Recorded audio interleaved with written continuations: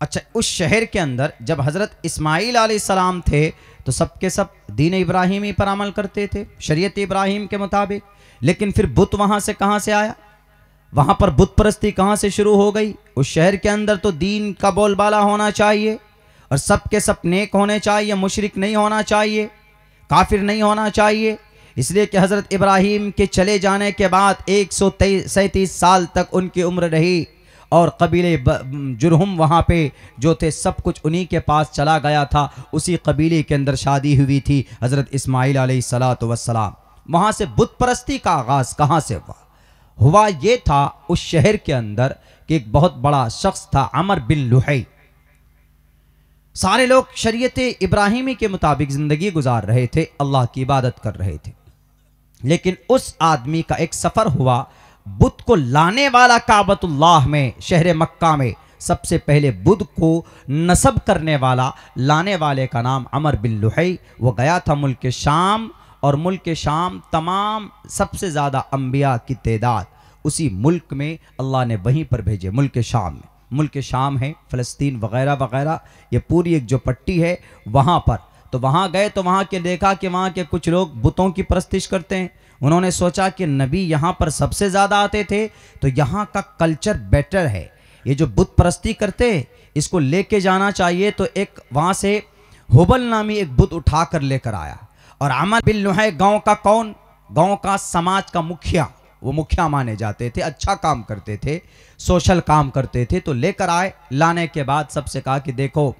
ہم نے ایسا ایسا دیکھا، تم لوگ بھی کرو۔ جب گاؤں کا مکھیا کوئی یونیک چیز اٹھا کر کے لے آئے تو سب لوگوں نے کہا کہ سر ہم بھی ماننے کے لیے تیار ہے،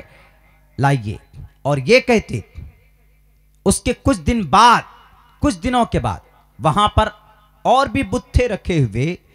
لات، منات، عزا، یہ 3 بت کعبۃ اللہ مکہ شہر مکہ میں، ایک تو وہاں سے اٹھا کر لایا، اور ایک طائف میں منات، لات، عزا الگ الگ پورے جزیرت العرب میں یہ بت مانے جاتے تھے، مشہور تھے۔ اور یہ بت نہیں بلکہ صرف یہ سمجھتے تھے وہ لوگ ما نعبدهم الا ليقربونا الى الله زلفا، ہم ان کے صدقے میں اللہ کے پاس اپنی بات منوا سکتے ہیں، بس اتنا تھا ان کا کانسیپٹ بھی یہی تھا کہ he is helpless and they are helpless, کچھ نہیں کر سکتے، جو بھی کر سکتا اللہ کر سکتا، لیکن اس کے ذریعے سے کرتے تھے۔ تو آپ علیہ السلام کا جنم ہوا وہاں پہ۔ ہاں ایک اور بھی بت لے کے آیا، کون؟ ود، سوا، یغوس، یعوق، نصر، حضرت نوح علیہ السلام کی یہ بت ہے 5، ان کے زمانے کا یہ 5 بت ہے۔ تو عمر بن لحی کے پاس ایک جن تھا، الرحیق المختوم، سیر کی بہت مضبوط کتاب، مولانا صفی الدین مبارک پوری،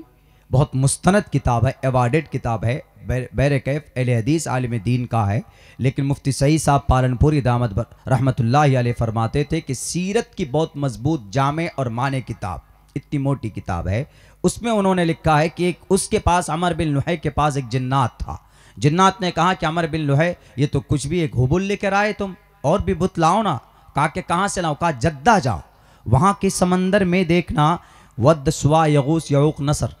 یہ بت ہیں حضرت نوح کے زمانے کے، جاؤ اٹھا کر لے کر آؤ، اور ان کے ذریعے سے اللہ سے کوئی بھی بات منواؤ گے تو جلدی ہو جاؤ، جلدی مانی جائے۔ گئے وہ سب اٹھا کر لے کر آئے، ہوتے ہوتے کعبۃ اللہ کے ارد گرد کم سے کم 360 بتوں کا ایک جماوڑا بنا دیا۔ جو لوگ آتے تھے باہر سے